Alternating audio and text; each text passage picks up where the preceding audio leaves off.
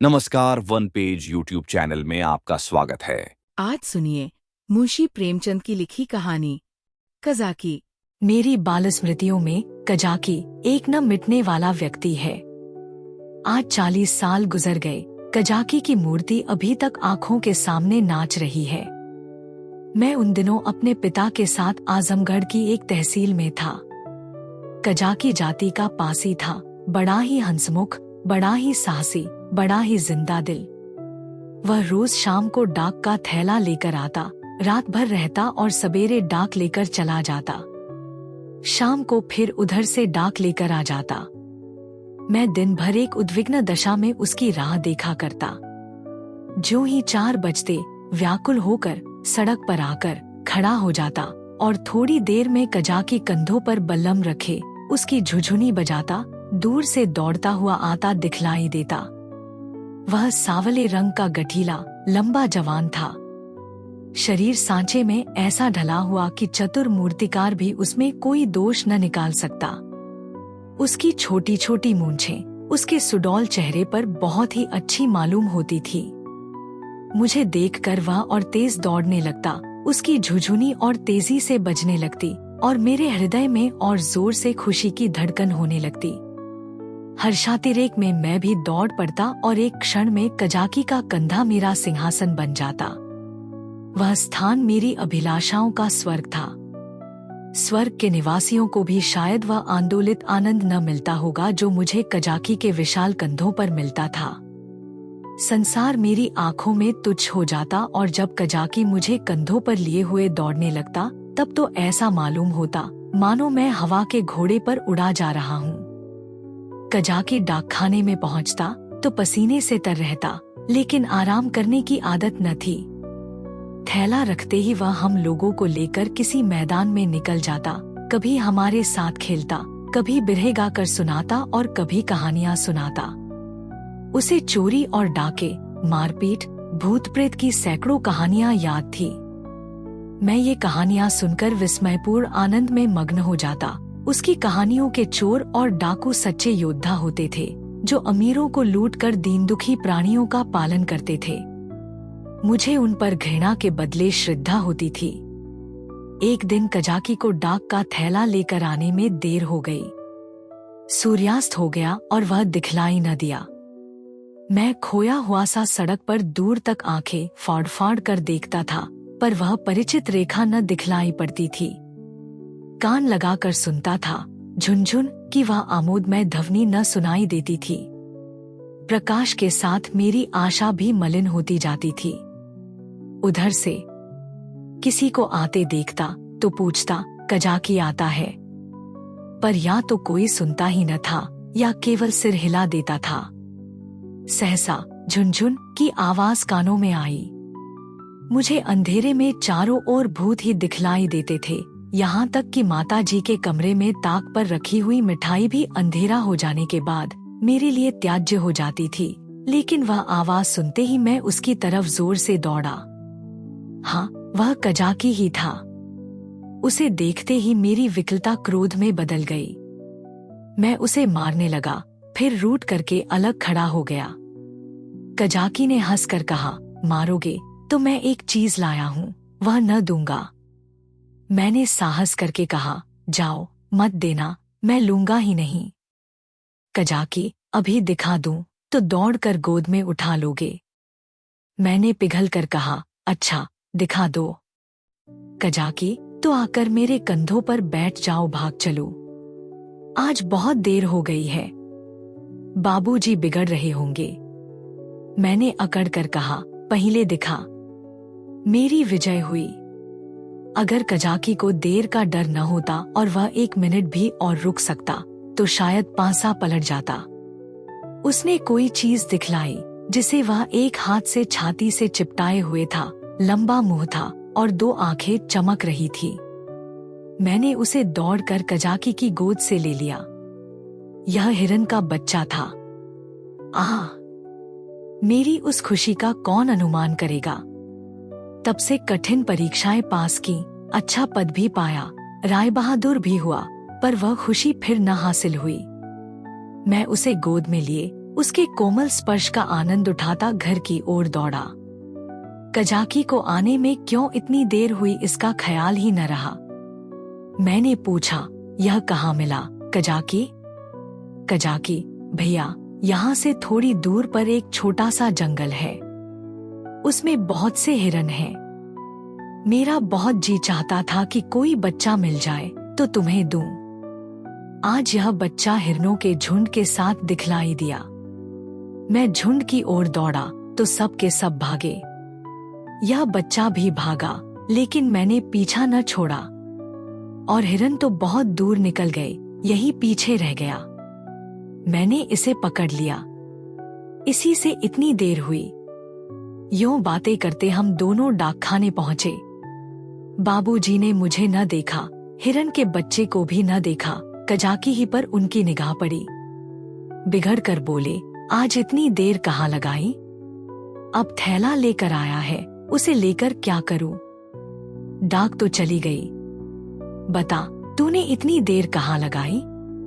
कजाकी के मुंह से आवाज न निकली। बाबूजी ने कहा, तुझे शायद अब नौकरी नहीं करनी है। नीच है ना, पेट भरा तो मोटा हो गया। जब भूखों मरने लगेगा तो आंखें खुलेंगी। कजाकी चुपचाप खड़ा रहा। बाबूजी का क्रोध और बढ़ा। बोले, अच्छा थैला रख दे और अपने घर की राह ले। सुअर, अब डाक लेके आया है, तेरा क्या बिगड़ेगा, जहां चाहेगा मजूरी कर लेगा। माथे तो मेरे जाएगी, जवाब तो मुझसे तलब होगा। कजाकी ने रुआसे होकर कहा, सरकार अब कभी देर न होगी। बाबूजी, आज क्यों देर की, इसका जवाब दे। कजाकी के पास इसका कोई जवाब न था। आश्चर्य तो यह था कि मेरी भी जबान बंद हो गई। बाबूजी बड़े गुस्सेवर थे। उन्हें काम करना पड़ता था, इसी से बात बात पर झुंझला पड़ते थे।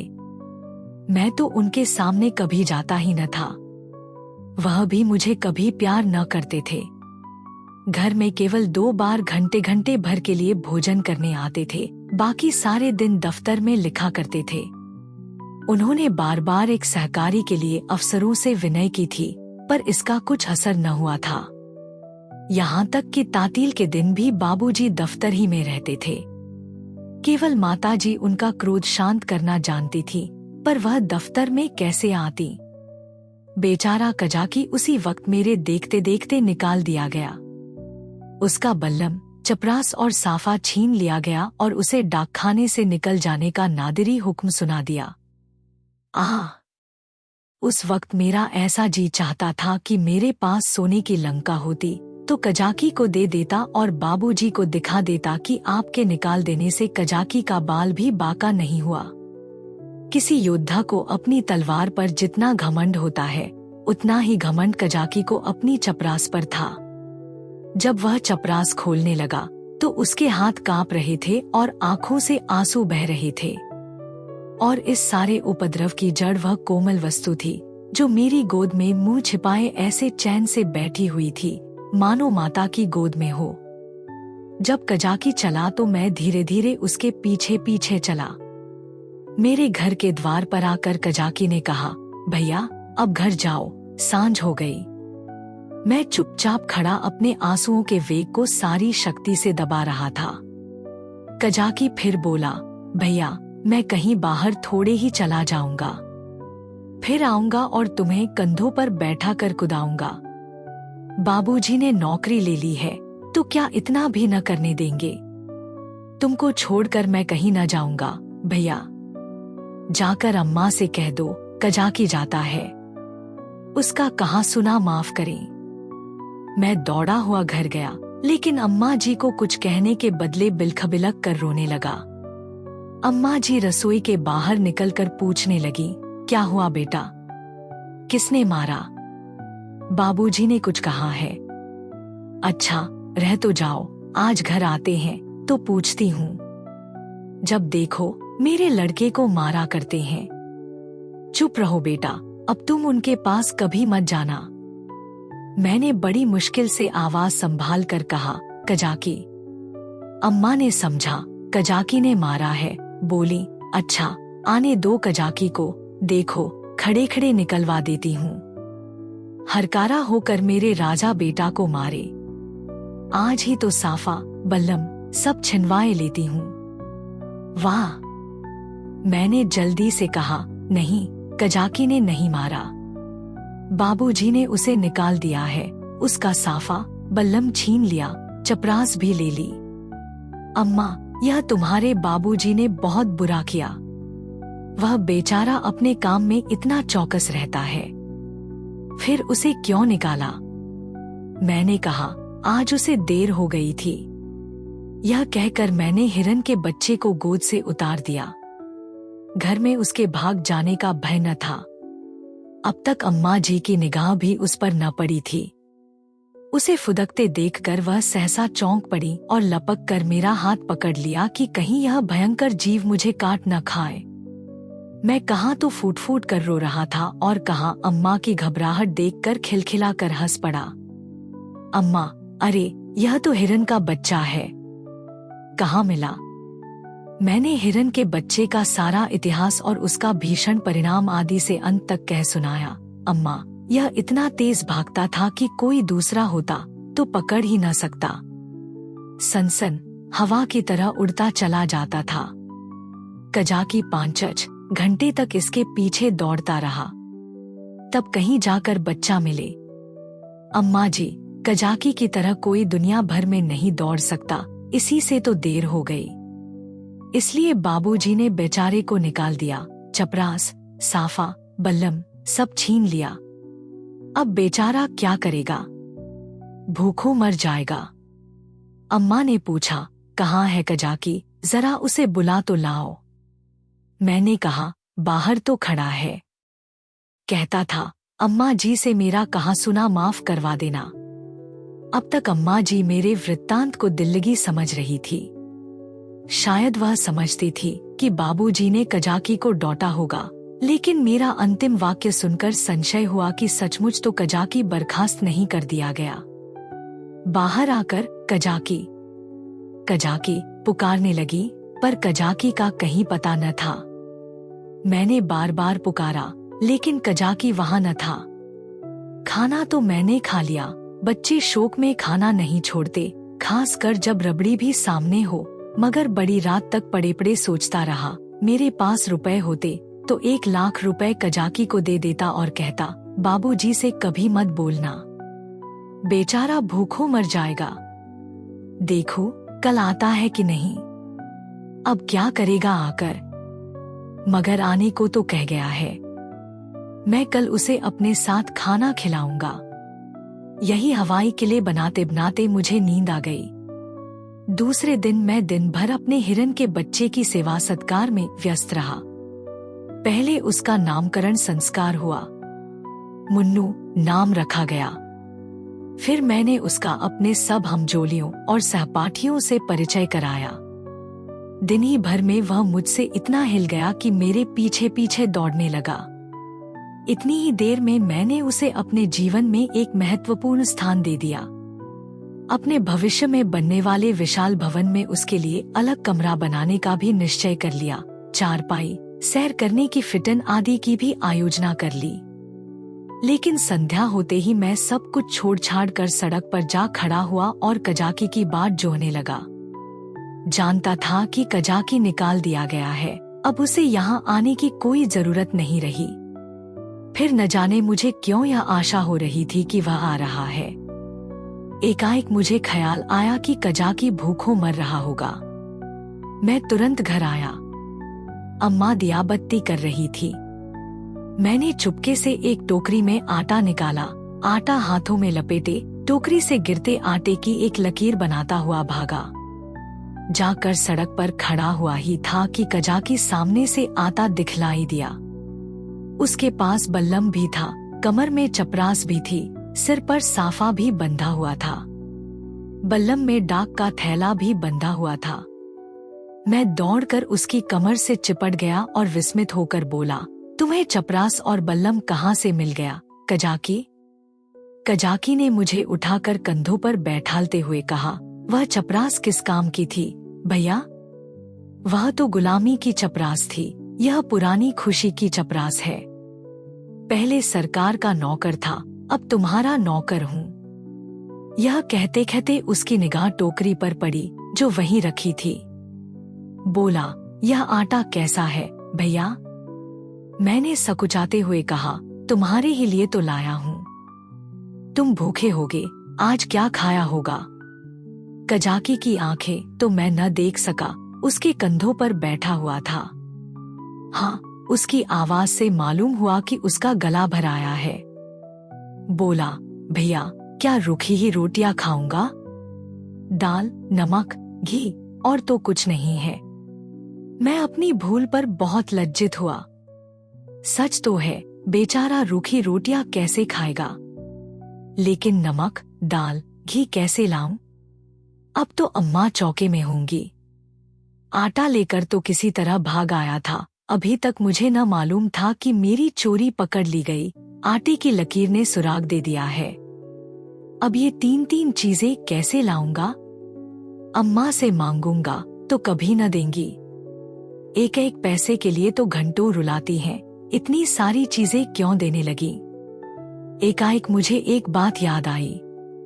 मैंने अपनी किताबों के बस्तों में कई आने पैसे रख छोड़े थे। मुझे पैसे जमा करके रखने में बड़ा आनंद आता था। मालूम नहीं अब वह आदत क्यों बदल गई। अब भी वही हालत होती तो शायद इतना फाकेमस्त न रहता। बाबूजी मुझे प्यार तो कभी न करते थे, पर पैसे खूब देते थे। शायद अपने काम में व्यस्त रहने के कारण मुझसे पिंड छुड़ाने के लिए इसी नुस्खे को सबसे आसान समझते थे। इनकार करने में मेरे रोने और मचलने का भय था। इस बाधा को वह दूर ही से टाल देते थे। अम्मा जी का स्वभाव इससे ठीक प्रतिकूल था। उन्हें मेरे रोने और मचलने से किसी काम में बाधा पड़ने का भय न था। आदमी लेटे लेटे दिन भर रोना सुन सकता है, हिसाब लगाते हुए जोर की आवाज से ध्यान बंट जाता है। अम्मा मुझे प्यार तो बहुत करती थी, पर पैसे का नाम सुनते ही उनकी त्योरियां बदल जाती थी। मेरे पास किताबें न थीं। हाँ, एक बस्ता था जिसमें डाकखाने के 2-4 फार्म तय करके पुस्तक रूप में रखे हुए थे। मैंने सोचा, दाल, नमक और घी के लिए क्या उतने पैसे काफी न होंगे? मेरी तो मुट्ठी में नहीं आते। यह निश्चय करके मैंने कहा, अच्छा मुझे उतार दो तो मैं दाल और नमक ला दूं, मगर रोज आया करोगे ना? कजाकी, भैया खाने को दोगे तो क्यों ना आऊंगा? मैंने कहा, मैं रोज खाने को दूंगा। कजाकी बोला, तो मैं रोज आऊंगा। मैं नीचे उतरा और दौड़कर सारी पूंजी उठा लाया। कजाकी को रोज बुलाने के लिए उस वक्त मेरे पास कोहनूर हीरा भी होता तो उसको भेंट करने में मुझे पसोपेश न होता। कजाकी ने विस्मित होकर पूछा, ये पैसे कहाँ पाए भैया? मैंने गर्व से कहा, मेरे ही तो हैं। कजाकी, तुम्हारी अम्मा जी तुमको मारेंगी, कहेंगी। कजाकी ने फुसला कर मंगवा लिए होंगे। भैया इन पैसों की मिठाई ले लेना और मटके में रख देना। मैं भूखों नहीं मरता। मेरे 2 हाथ हैं। मैं भला भूखों मर सकता हूँ। मैंने बहुत कहा कि पैसे मेरे हैं, लेकिन कजाकी ने न लिए। उसने बड़ी देर तक इधर उधर की सैर कराई, गीत सुनाए और मुझे घर पहुंचा कर चला गया। मेरे द्वार पर आटे की टोकरी भी रख दी। मैंने घर में कदम रखा ही था कि अम्मा जी ने डॉट कर कहा, क्यों रे चोर, तू आटा कहाँ ले गया था? अब चोरी करना सीखता है। बता किसको आटा दे आया, नहीं तो तेरी खाल उधेड़ कर रख दूंगी। मेरी नानी मर गई। अम्मा क्रोध में सिंहनी हो जाती थी। सिटपिटा कर बोला, किसी को तो नहीं दिया? अम्मा, तूने आटा नहीं निकाला? देख कितना आटा सारे आंगन में बिखरा पड़ा है।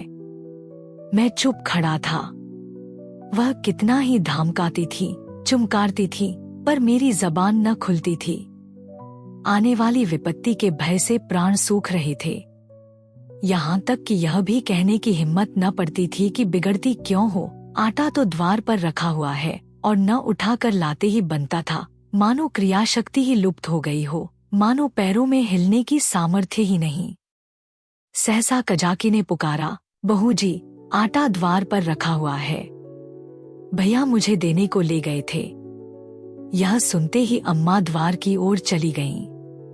कजाकी से वह पर्दा न करती थी। उन्होंने कजाकी से कोई बात किया नहीं, यह तो मैं नहीं जानता, लेकिन अम्मा जी खाली टोकरी लिए हुए घर में आईं। फिर कोठरी में जाकर संदूक से कुछ निकाला और द्वार की ओर गईं। मैंने देखा कि उनकी मुट्ठी बंद थी। अब मुझसे वहां खड़े न रहा गया। अम्मा जी के पीछे पीछे मैं भी गया। अम्मा ने द्वार पर कई बार पुकारा, मगर कजाकी चला गया था। मैंने बड़ी अधीरता से कहा, मैं जाकर खोज लाऊं, अम्मा जी।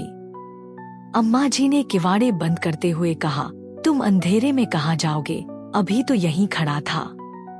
मैंने कहा कि यहीं रहना, मैं आती हूँ। तब तक न जाने कहाँ खिसक गया। बड़ा संकोची है, आटा तो लेता ही न था। मैंने जबरदस्ती उसके अंगोछे में बांध दिया। मुझे तो बेचारे पर बड़ी दया आती है। न जाने बेचारे के घर में कुछ खाने को है कि नहीं। रुपए लाई थी कि दे दूंगी, पर न जाने कहाँ चला गया। अब तो मुझे भी साहस हुआ।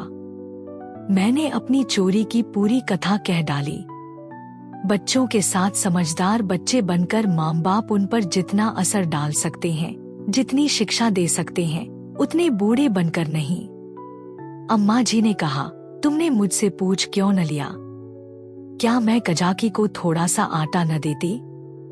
मैंने इसका उत्तर न दिया। दिल में कहा, इस वक्त तुम्हें कजाकी पर दया आ गई है, जो चाहे दे डालो, लेकिन मैं मांगता तो मारने दौड़ती। हाँ, यह सोचकर चित्त प्रसन्न हुआ कि अब कजाकी भूखों न मरेगा। अम्मा जी उसे रोज खाने को देंगी और वह रोज मुझे कंधों पर बिठाकर सैर कराएगा। दूसरे दिन मैं दिन भर मुन्नू के साथ खेलता रहा। शाम को सड़क पर जाकर खड़ा हो गया, मगर अंधेरा हो गया और कजाकी का कहीं पता नहीं। दिए जल गए, रास्ते में सन्नाटा छा गया, पर कजाकी न आया। मैं रोता हुआ घर आया। अम्मा जी ने पूछा, क्यों रोते हो बेटा? क्या कजाकी नहीं आया? मैं और जोर से रोने लगा। अम्मा जी ने मुझे छाती से लगा लिया। मुझे ऐसा मालूम हुआ कि उनका भी कंठ गदगद हो गया है। उन्होंने कहा, बेटा चुप हो जाओ, मैं कल किसी हरकारे को भेजकर कजाकी को बुलवाऊंगी। मैं रोते ही रोते सो गया। सवेरे ज्यों ही आंखें खुली, मैंने अम्मा जी से कहा, कजाकी को बुलवा दो। अम्मा ने कहा, आदमी गया है बेटा, कजाकी आता होगा। खुश होकर खेलने लगा। मुझे मालूम था कि अम्मा जी जो बात कहती हैं, उसे पूरा जरूर करती हैं। उन्होंने सवेरे ही एक हरकारे को भेज दिया था। 10 बजे जब मैं मुन्नू को लिए हुए घर आया, तो मालूम हुआ कि कजाकी अपने घर पर नहीं मिला। वह रात को भी घर न गया था। उसकी स्त्री रो रही थी कि न जाने कहाँ चले गए। उसे भय था कि वह कहीं भाग गया है। बालकों का हृदय कितना कोमल होता है, इसका अनुमान दूसरा नहीं कर सकता। उनमें अपने भावों को व्यक्त करने के लिए शब्द नहीं होते। उन्हें यह भी ज्ञात नहीं होता कि कौन सी बात उन्हें विकल कर रही है, कौन सा कांटा उनके हृदय में खटक रहा है, क्यों बार बार उन्हें रोना आता है, क्यों वे मन मारे बैठे रहते हैं, क्यों खेलने में जी नहीं लगता। मेरी भी यही दशा थी। कभी घर में आता, कभी बाहर जाता, कभी सड़क पर जा पहुंचता। आंखें कजाकी को ढूंढ रही थी। वह कहाँ चला गया? कहीं भाग तो नहीं गया? तीसरे पहर को मैं खोया हुआ सा सड़क पर खड़ा था। सहसा मैंने कजाकी को एक गली में देखा। हाँ, वह कजाकी ही था। मैं उसकी ओर चिल्लाता हुआ दौड़ा, पर गली में उसका पता न था, न जाने किधर गायब हो गया। मैंने गली के इस सिरे से उस सिरे तक देखा, मगर कहीं कजाकी की गंधा तक न मिली। घर जाकर मैंने अम्मा जी से यह बात कही। मुझे ऐसा जान पड़ा कि वह यह बात सुनकर बहुत चिंतित हो गईं। इसके बाद 2-3 दिन तक कजाकी न दिखलाई दिया। मैं भी अब उसे कुछ कुछ भूलने लगा। बच्चे पहले जितना प्रेम करते हैं, बाद को उतने ही निष्ठुर भी हो जाते हैं। जिस खिलौने पर प्राण देते हैं, उसी को 2-4 दिन के बाद पटक कर फोड़ भी डालते हैं। 10-12 दिन और बीत गए। दोपहर का समय था। बाबूजी खाना खा रहे थे। मैं मुन्नू के पैरों में पीनस की पैजनियां बांध रहा था। एक औरत घूंघट निकाले हुए आई और आंगन में खड़ी हो गई। उसके कपड़े फटे हुए और मैले थे, पर गोरी सुंदर स्त्री थी। उसने मुझसे पूछा, भैया बहू जी कहाँ है? मैंने उसके पास जाकर उसका मुंह देखते हुए कहा, तुम कौन हो? क्या बेचती हो? औरत, कुछ बेचती नहीं हूँ, तुम्हारे लिए ये कमलगट्टे लाई हूँ। भैया, तुम्हें तो कमलगट्टे बहुत अच्छे लगते हैं ना? मैंने उसके हाथों से लटकती हुई पोटली को उत्सुक नेत्रों से देखकर पूछा, कहाँ से लाई हो? देखें। औरत, तुम्हारे हरकारे ने भेजा है भैया। मैंने उछलकर पूछा, कजाकी ने?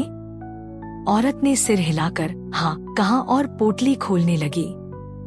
इतने में अम्मा जी भी रसोई से निकल आईं। उसने अम्मा के पैरों का स्पर्श किया। अम्मा ने पूछा, तू कजाकी की घरवाली है? औरत ने सिर झुका लिया। अम्मा, आजकल कजाकी क्या करता है? औरत ने रोकर कहा, बहू जी, जिस दिन से आपके पास से आटा लेकर गए हैं, उसी दिन से बीमार पड़े हैं। बस भैया भैया क्या करते हैं? भैया ही में उनका मन बसा रहता है। चौंक चौंक कर भैया भैया कहते हुए द्वार की ओर दौड़ते हैं।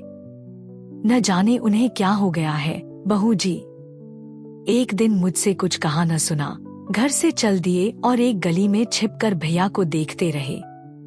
जब भैया ने उन्हें देख लिया तो भागे। तुम्हारे पास आते हुए लजाते हैं। मैंने कहा, हाँ, मैंने उस दिन तुमसे जो कहा था अम्मा जी। अम्मा, घर में कुछ खाने पीने को है? औरत, हाँ बहू जी, तुम्हारे आशीर्वाद से खाने पीने का दुख नहीं है। आज सवेरे उठे और तालाब की ओर चले गए। बहुत कहती रही, बाहर मत जाओ, हवा लग जाएगी, मगर न माने। मारे कमजोरी के पैर कांपने लगते हैं, मगर तालाब में घुसकर ये कमलगट्टे तोड़ लाए। तब मुझसे कहा, ले जा, भैया को दे आ। उन्हें कमलगट्टे बहुत अच्छे लगते हैं। कुशलक्षेम पूछती आना। मैंने पोटली से कमलगट्टे निकाल लिए थे और मजे से चख रहा था। अम्मा ने बहुत आंखें दिखाई, मगर यहाँ इतनी सब्र कहा। अम्मा ने कहा, कह देना सब कुशल है। मैंने कहा, यह भी कह देना कि भैया ने बुलाया है। न जाओगे तो फिर तुमसे कभी न बोलेंगे। हाँ।